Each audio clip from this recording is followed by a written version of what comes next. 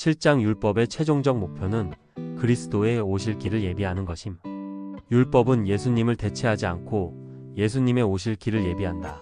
하나님께서 제사를 받아주신 것은 희생 제물들이 예수님을 상징하기 때문이다. 도덕법의 기능은 첫째, 교만한 자들에게 하나님의 높은 기준을 제시하고, 둘째, 올바른 것에 관심이 없는 악한 자들을 위협하고, 셋째, 구원받은 성도들이 추구해야 할 거룩한 삶의 목표를 보여주는 것이다. 하나님께서는 아브라함에게 한 후손을 약속하셨습니다. 사도 바울은 하나님께서 약속하신 후손이 예수님이라고 말합니다. 그러므로 하나님께서 아브라함에게 약속하신 복은 예수님으로 통한 구원이라고 할 수 있습니다. 그런데 아브라함이 죽은 지 약 400년 정도가 지났을 때 하나님께서는 모세를 통해 율법을 주셨습니다.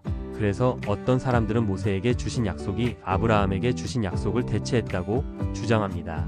이것은 성경적이지 않습니다. 율법은 예수님을 대체하는 것이 아니라 예수님의 오실 길을 예비하는 것이기 때문입니다. 예를 들어 제사와 관련된 율법을 의식법이라고 합니다.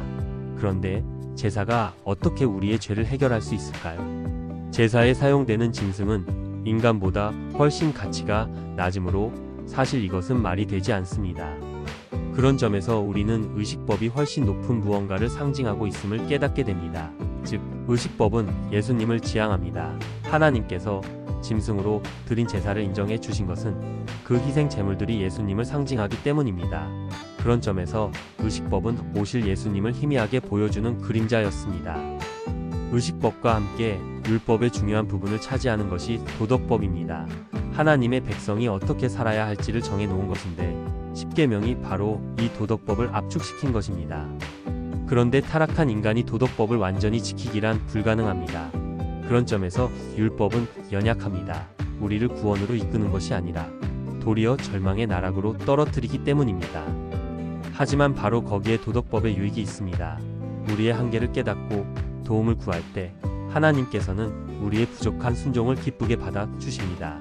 심지어 우리의 모자란 부분을 은혜로 채우셔서 완전하게 하십니다. 그리고 그 순종을 마치 우리가 이룬 것처럼 여겨주십니다.